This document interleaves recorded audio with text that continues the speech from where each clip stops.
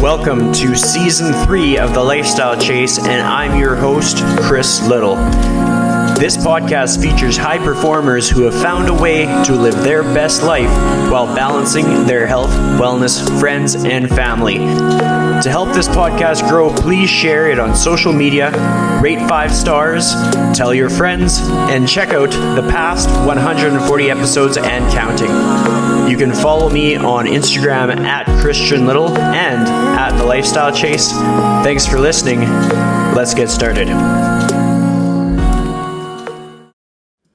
All right, so welcome to The Lifestyle Chase. I am joined by the one and only Claudine Cooper, who I actually met through the internet sometime around last summer. I managed to network with a lot of new faces. A lot of her content really stood out to me. I watched a lot of her live videos, and I thought she was very motivational. And there's a lot of things that I align with in just how she shows up in the world, what makes her so passionate about what she does. And with all of that being said, I'd like to give you the opportunity to introduce yourself to my audience. Let them know who you are, what you're all about. Hi, everyone. My name is Claudine Cooper. I'm a longtime fitness professional. First and foremost, I want to say thank you to Chris for having me on his show. I'm impressed with his work. And one of the most beautiful things about the internet is that you can connect with like-minded people. So I believe in holistic wellness. I am a fitness trainer. I specialize in serving my community. That's something I'm very passionate about. It's actually something I have to do today. So with that being said, I just want to throw it back over to Chris. I don't know what else. Maybe I'm a wife and a mom and all that other stuff, but we'll get to that. Right, Chris? Totally. Absolutely. And it's kind of cool how it shows that you have experience with speaking. Like, one thing I like about your lives is that it kind of brings people in. I mean, when I first started watching you live, it was right when things were getting shut down. It was at a very vulnerable time for a lot of people. It was also amidst the time when everything was going on in the world, just like so much happened in 2020. Black Lives Matter. There was just people realizing like how fitness is essentially for everybody. Like it's not necessarily going to be accessible to everybody unless somebody takes a stand, which is something that you kind of do with essentially just by providing opportunities and providing connection being something that stands out to me a lot about what you do. With that being said, what comes to mind with the word connection? Like what kind of pops into your head when I use that word? Well, thank you for saying that it looks like I do a lot of speaking, because honestly, Chris, I was terrified to get on live video and try to teach my class while simultaneously engaging with an online audience. I had never done that before pre-pandemic. So my specialty, for those of you who are tuning in, first of all, thank you for being here with us. Second of all, I have been teaching fitness since I was in my early 20s, and I'm 46. So with that being said, I was very comfortable in the gym. I knew how to walk into a studio, put a mic on, and, attack any obstacles that came my way in that environment, right? But in 2020, when they said that the gyms were closed, to be honest, I thought that it was like maybe a few days, maybe a couple weeks. But I have been working in the gym since I was a teenager. So for me to go from working in the same environment since I was a teenager into my 40s, I feel like I was pushed. I was shoved. I was uncomfortably forced into this kind of new arena. Now, don't get me wrong. I've been on social media forever and for always, but bringing my magic, teaching my fitness online was something that was new to me. And it was something that was scary for me, because I knew that I was capable of captivating an audience in the gym, but I wasn't sure I was going to be able to transfer my energies from the gym onto my iPhone. I mean, quite frankly. So when you say that you were engaged in those live videos, it just really gives me the affirmation that I need to keep doing it. Other than that, when you say connection, I just feel like disconnection is what motivated me to continue to do what I do in this online space. Sometimes we don't always know what we want, but we know what we don't want, you know? And I knew that I didn't want to be disconnected from humanity. And I knew that being disconnected was bad for our mental health. So I continue to teach live videos, live workouts, encouraging mental wellness as well as physical wellness during the pandemic. And I also continue to teach outdoor classes that were socially distanced and safe for people who wanted to do that. Now, I never would beg anybody, force anybody, pressure anybody, but if you were someone who felt safe enough to come outside and to exercise amongst other people, I provided the space for that. Yeah, and I mean that makes sense. It's something that probably proved to be very valuable for people in a time of struggle, of uncertainty. You kind of talk about the uncertainty of taking up space in the online world, of like talking while instructing workouts, stuff like that. And a lot of people would be feeling that same emotion as they are going into whatever transition their life would have, whether it be career, growing a family, having to learn about themselves. Like the list goes on. We're going to go back like 20, 25 years in your life. Like, what was happening for you when you started in the fitness industry? Like what was your like turning point that made it such a thing for you to do? You know, I've told the story so many times. I swear people are tired of hearing it, but but I do think it's important to tell because it's it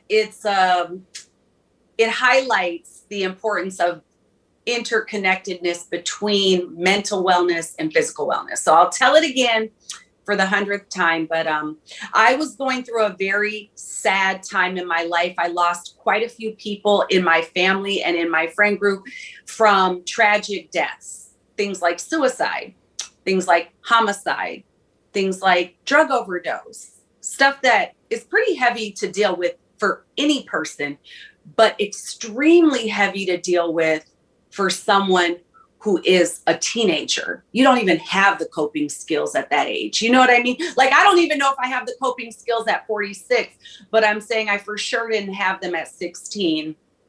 And so I went to a therapist, and she was all about kind of the holistic approach to therapy. She did not prescribe any medication or anything like that. She just told me to incorporate 60 minutes of daily exercise into my life, period. And at first, I didn't like her advice because when you're 16, you know everything. In fact, I have a 16-year-old upstairs who knows far more than me about all things, I'll have you know. But anyways, so with that said, I didn't think she was right, and I didn't take her advice. And I continued to get worse. See, mental health is very similar to physical health. If you ignore it, pretend it doesn't need attention, it'll continue to get worse until it forces your attention. And in my case, I was sleeping all the time. I lacked energy. I couldn't put my finger on it, but she said, if you just do this thing, I promise you'll see a difference. So as I got worse, I started to say, well, she's not going to budge. So I'm going to have to do this. And so I started exercising in my bedroom using a VCR and cassette tapes and I would just do the workout with the aerobics instructor turned on to mute and my music blasting in my room. And I would work out. And then as the weather changed, because I think most people know that I'm from Minneapolis, so I endured the 4 seasons. One of the hardest times of the year is the winter. A lot of these things were going on in the winter. So as the weather changed, I took my workout outside. I started jogging and walking, and I'm from an inner city neighborhood. So people were not used to seeing, not in that neighborhood at least, you know. And so my cousins, they started exercising with me. I didn't ask anybody to join me, but you know, one thing about it is when people start to feel you in your joy, they're drawn to it, you know? And so I just kind of gathered up some friends, and then we would walk, we would talk, we would jog, you know, whatever. And then I thought, this is awesome. I felt better, you know, I felt more connected to people, and I wanted to try to see if I could get a job at the gym, and I did. And I've been working at the gym since I was a teenager. So there you have it. Awesome. Well, I mean, I knew that it was going to be a story that you probably told a handful of times, but the cool thing Uh-huh. here is that it would be so many people that would be hearing it for the first time. And it's kind of like we see the infographics on the internet, or we see like the average trainer will be like, oh, I don't need to tell people that protein is good for you because they've already heard it. But sometimes they haven't. And sometimes people might be struggling and they might think, well, like, what could I possibly do? Like, what could I do to improve on myself? And it could be something as simple as like finding something that suits them with regards to movement and just keeping it simple, not making it complicated. You talk about the tape and the VCR and in your room, and it's less intimidating. You can build up from there, form a community, and it kind of grows. As I was preparing for this interview, I found a video on YouTube where it was just highlighting your group fitness and just the impact that that had on the community members, and just they were very moved. It's something that I can speak to just with my experiences with spin classes. Like it's life changing for people. It's almost cult like in how it can help people through some of the toughest times in their life. What was that like for you, being able to provide a space and being able to witness these moments in these people's lives?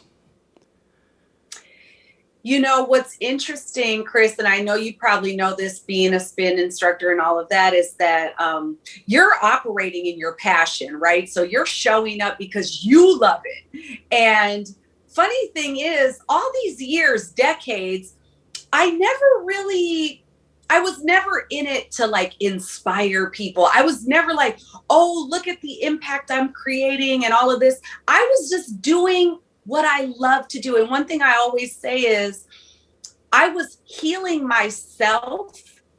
And in turn, I ended up helping other people heal themselves as well. Totally a byproduct of doing what I loved, but such a blessing. I mean, that's all I can say. Yeah, and I mean, I think that's important to point out because that means everything about what you were and what you were doing and what mattered to you as authentic to everything about you. And it's like anything. Like when somebody's branding a business, an authentic message carries more weight. It might be difficult, it might not be easy because it takes a lot of effort and consistency, but that has the outcomes. Whereas if we pretend to be something that we're not, if we pretend to be some hippy dippy, super influential, inspiring, charismatic, quote driven person, and we're not, like if we are just saying one thing and doing another, it ends, it stops. That's the turnover. That's the boom and the bust. But it's cool to reflect on that because I think a lot of people will hear that in you and how you were working on yourself, and they'll be like, wow, yeah, like if I reflect back on my journey and how I was working on myself, I grew quite a bit. What was that like for you? Like you start in fitness and you're at one point in your life. What's it like to reflect on the growth that you've experienced in a couple decades? You know, if I were to speak on my growth, I would have to speak on my growth from the perspective of working at a gym from the time I was literally high school age to working at the gym through marriage, through college, through pregnancies, through postnatal recovery, through, I can't even like, through having 3 kids under 5 years old, coming with me to teach these classes. I could go on and on about the amount of growth seasons that happened during my career as a fitness professional, which I'm still doing the work, but I'm just saying, like, it's been so much that I think the magic happens, if I'm being honest, I think the magic happens in the imperfection. And I want people to hear this because I'm literally having morning sickness. I'm pregnant with my second child. I have my toddler. She's going to the daycare at the gym. I'm struggling. I have morning sickness. I'm running to the bathroom before I go to teach my class. I'm vomiting. I'm brushing my teeth. I'm running up to the studio to teach. I'm coming in there. I'm sharing my process. Obviously I'm not like, hey guys, I just threw up. I'm not doing that. But, I'm sharing my process and saying, like, this is a struggle for me. I would have much rather have been at home right now versus dragging my ass in here to teach this class. But I feel like being able to authentically show the imperfections in my growth seasons all throughout. I'm talking about in college, I was pulling all-nighters, waking up in the morning. I guess in an all-nighter, you don't wake up, but you know what I'm saying? Like pulling an all-nighter, going straight to the gym, teaching a 9 a.m. class and telling everybody like I'm wiped. I just pulled an all-nighter. And then they say, oh my God, Claudine, I remember when I was in college and I used to be able to pull all-nighters. I'm 40 now. There's no way in hell I could pull an all-nighter, but I remember those days and I relate to your process. And anything you are going through, when you share it, other people are like, yes, girl, I know exactly what you're talking about. I wanted to lay in the bed too. You have morning sickness? Oh my God, I had morning sickness too. Like whatever. And it may not be everyone who can relate, but when you show up as yourself in this way, like as my stomach grew, as I gained 30 pounds with one of my kids, as she was overdue, I'm still showing up. I'm swollen. I don't feel good. I'm still teaching my classes. And I'm saying that to say that even after I had my children, I would go back to teaching relatively quickly, and any woman who has delivered a baby knows, despite what the Instagrams and the internet will have you believe, most women are suffering after they have children with some kind of body issue. Could be, you're very swollen in your breasts. It could be that you have loose skin on your stomach, whatever it is. Most average and normal women who are not portraying this somewhat image online can relate to the fact that the struggle to get yourself back in shape after giving birth is one that requires daily dedication, consistent effort. And I think, not to go on this sorry about going on this long-winded trail with you, but I think part of the reason why I've been able to connect with so many people from so many different walks of life is because I never shied away from standing in front of people at my worst, at my best, during my practice, during my growth, during my own efforts to be better, stronger, whatever. Anyways, okay.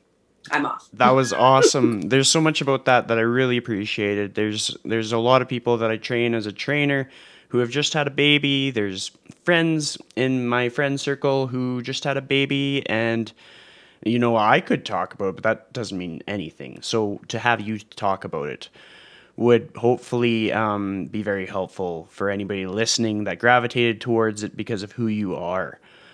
With that being said, you kind of talked about the seasons of growth and like the many different things to go through, and the things that I found that were helpful about how you showed up in a pandemic where was that it was another season of growth. That was a challenge that we all went through. It was something where we showed some of our imperfections. We kind of showed our weaknesses, our vulnerabilities, and you freaking owned it. Like it was cool to actually see someone just kind of like stand in who they are and just show up as they are and just say it like it is and speak their truth. When we dial it into that specific moment in time, what were the moments of growth that you experienced that kind of stand out to you the most in the last year and a half or so? Wow, Chris, this has been one of the deepest growth seasons, not just for me, but I think for so many human beings, and in so many different ways. Like in my case, a few months into the pandemic, I actually got an email letting me know that the job that I had had for 20 years, I no longer work there. That's about how the email went. So there wasn't a whole lot of emotion in the email because it was a business decision that they had to make in order to save the company, which I totally understand. So they had to let go of thousands of employees. It wasn't anything personal. My friend Farah, she always says, make sure you tell people that they didn't fire you for your performance because you were well loved there, which is all very true. But I'm saying that to say that when you tie your identity up in a job or in a particular environment, and then the environment or the job is dissolved for whatever reason, you have to ask yourself like a few tough questions. And these are the questions that I had to ask myself. And one of those questions was, am I who I am because of that job? Or am I who I am outside of that job? Can I do what I do anywhere? Or can I only do what I do inside of those four walls? And when I asked myself that question, I knew that it was time to expand. I knew that I was not being pushed. Every single time I've been in a very challenging, tough transition. I mean, you asked me how I originally arrived at exercise. So imagine grieving people for these intense losses and then finding a passion for something that later translates into a great impact for many other people. So every challenging experience that I've had that's brought me to my knees has later grown me in the best possible way. I'm in complete agreement with that. I think that's going to be something that stands out to people as they listen to this, in the sense that the whole detaching your identity from what it is to be an instructor or a trainer or what have you. Like, people are who they are, and then they do these things in addition to that. And the other thing that you talked about that kind of resonated with me is just the growth through tough times. I mean, it's been a reoccurring topic that I've talked about many times on this show, but hopefully it kind of sticks in people's heads that when they're coming across very difficult times, that is often the foreshadowing of some pretty amazing growth. And we don't wish the timing of this growth upon ourselves because it's most often inconvenient, and it requires some adjustment and just a lot of growing in general. But despite the pain and the discomfort and the new things, it has very powerful outcomes, and it is often a place of abundance for more than just ourselves. We impact our community, we impact the people in our lives, and it starts to create some momentum, not just for ourselves, but for the people that we connect with. There's been some times that you've talked about fitness, but then you talk about just your world outside of fitness? Is there other career aspirations? Is there speaking? I think I saw you have a book out. Like, what else makes up who you are? Yeah, actually, one of the things that's crazy about aspirations or aspire to inspire or things like that is I've always been in flow. I don't know if that makes sense to anybody else, but like for me, I never push. I never push. I never shove. I never force my way into an opportunity. Usually, the things that come my way are coming my way because of the work that I do.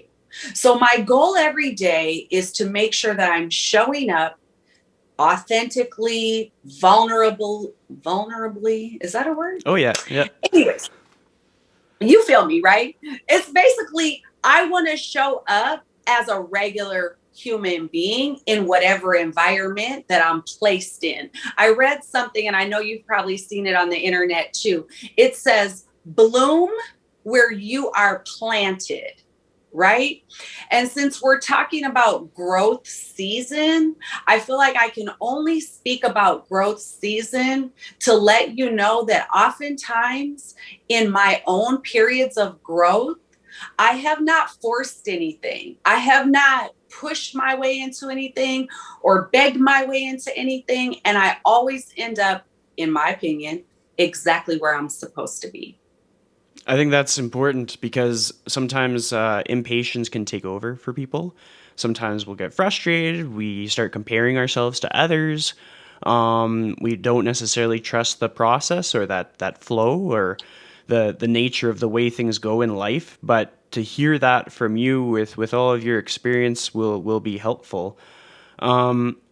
With regards to like putting out your messaging, whether it be through speaking, writing, instructing, like what are the things that you do to make yourself better? Like before we started, we talked about how after the episode I take feedback. That's what I do to make me better. But I'm interested in your experience and what are the things that you utilize in your day to day to improve? Okay, I gotta rewind us just a little bit because when I mentioned that I do everything in flow and I don't push anything, or I gotta also say this because I'm gonna keep it real, right, Chris?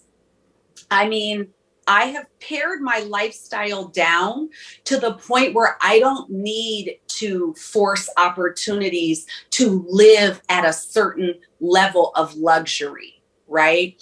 So, a lot of times, what I find when people don't trust the process, it's usually because they are in need of money, essentially, you know what I mean? And for me, I have been living below my means for so many years that I've grown accustomed to living below my means.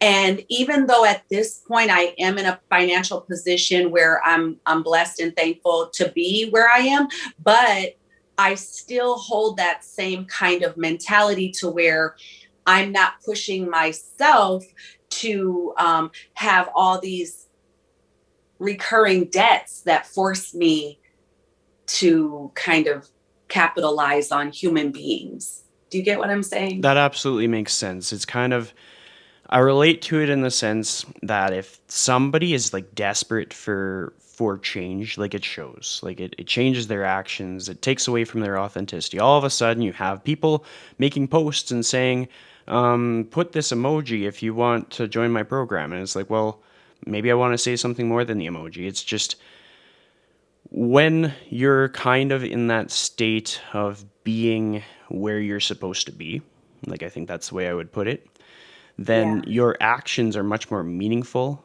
and they're going to have much more sustainable long-term outcomes. Like from my standpoint, the thing that I worked on the most during the pandemic was building trust with people. I knew that it might not create the business that I needed at that time, but I knew I was okay. I knew that I knew how to get through everything, and I knew that what mattered most was trust and clear, concise communication and transparent messaging in everything that I put out. And that's something that I think you probably well, I mean, I've seen it in how you do things. Like when a person watches something that you put out, they know that what they see is what they get. They know that they can talk to you about anything that they want, and they know that if you don't have time in that day because you have a lot on the go, that you'll tell them. And so everybody has their boundaries, but then they also know that there is real substance to the connection that they're making, which I think is sometimes a lost art. I think sometimes people need practice in like creating like intent and like conscious communication and looking for the context in our day to day, like looking for like where is this person coming from? What is their situation? What what are they dealing with? Not just what am I like for us in the fitness space, like we're always going to kind of want to work with more people or have more an impact, but maybe we need to look at the impact that we're making on one or two people and make that more intentional. But with all that being said, I'm still kind of curious to just sort of your growth mindset. How do you grow as you continue to go through your human experience? Yeah, first of all, I think you're right when you say that most people in fitness definitely want to reach more people, impact more people, touch more people. That it's kind of like that because once you're really passionate about something, usually most people, when they're passionate about something, definitely want to create a ripple effect with that passion, whatever it might be, right? And as I stated earlier, in my case, that was never my mission, right? My mission was just be able to do what I love to do and, to kind of keep my spirits high and, all of that. But I never back down from a challenge. Okay. So you said so how do you continue to grow? When the pandemic hit in Los Angeles, which is where I work and where I live, we were unsure as to how long would the gyms actually be closed. No one knew. There was no hey, it's going to be 2 days, it's going to be 2 months, it's going to be 2 years. No one knew. So my friend Allie, she calls me and she goes, Claudine, dead serious, you need to get on Instagram Live and do a workout right now. And I was like, girl, oh my God, the gym is probably going to be open next week. She was like, we don't know though. We don't know. So one of the things I try to do in my growth process, since you're asking, is I try to pull the trigger. I try to not overthink. And, Allie says, go get on Instagram Live. I'm like, oh my God. Okay. So how do I do this? I mean, I knew how to do Instagram Live, don't get me wrong, but I'm saying how do I prop the camera up and make sure I get the right angle and get some light in here and da-da-da-da-da. It's just a whole process. And then my kids are upstairs doing Zoom school. Am I disrupting them? Is the music too loud? Or am I going to get this video pulled down because it has music? There's so many things, right? But instead of doing the overthinking thing, and I'm not going to throw my husband under the bus, but I will say that I am married to an overthinker. So I recognize that there are a lot of overthinkers in the world. It's not just my husband. I'm sure there are a multitude of people who can relate to this. I am not really an overthinker. I'm kind of like one of those people who just, okay, we'll see what happens. If I fall flat on my face and I do it in front of people, I've learned through my decades of experience in the gym that even when you fumble, even when you stumble, even when you fall, people relate to you because all human beings fumble and stumble and fall. That's true. I mean, that is something that people are scared to deem as being true. Sometimes well, I'm not going to get back up, so I need to pretend that I never fall. I need to pretend that I never break down or fail or experience hardship. But no, it's back to that whole connecting piece, and it's when people are developing a community, that's the glue that keeps it together. That's what kind of keeps people in contact with you when aspects like being able to go to a geographical location are eliminated, or when we have to be distanced, like when giving everybody that you want to give a hug to isn't really an option. Like those are the things that keep things like that together.